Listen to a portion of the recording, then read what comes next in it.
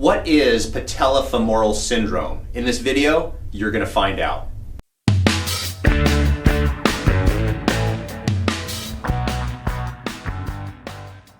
My name is Dr. Story. I've been a chiropractor for over 23 years. I'm going to give you realistic advice based on my experience.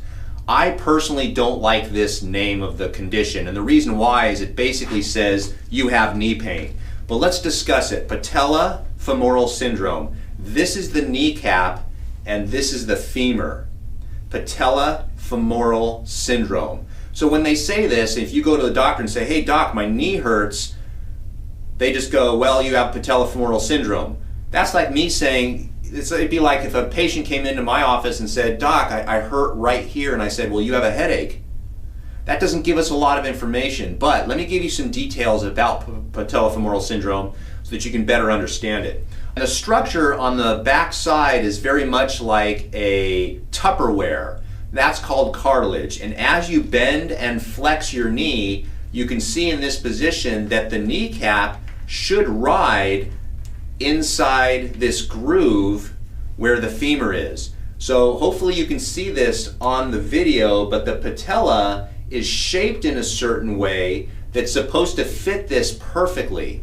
Patellofemoral syndrome is very often when the patella is moved over to one side or moved over to the other because of soft tissue imbalance. So in other words, one muscle is stronger than the other muscle, and very often you'll get pain either climbing upstairs or downstairs or uphill or downhill. Sometimes you'll get what's called movie sign, where you're sitting at a movie where your knee is bent 90 degrees, and then you go to stand up and that kneecap will actually grind against the back side of the femur.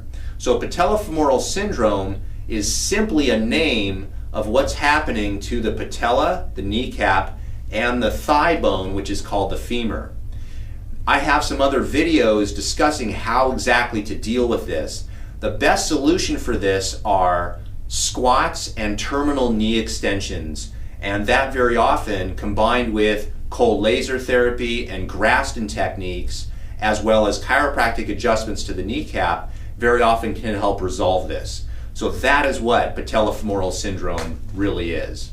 If you thought this video was interesting, give me a thumbs up, subscribe to the channel, and please share this on social media like Facebook, Instagram, and Twitter, because it'll help spread the word about what the truth is behind patellofemoral syndrome.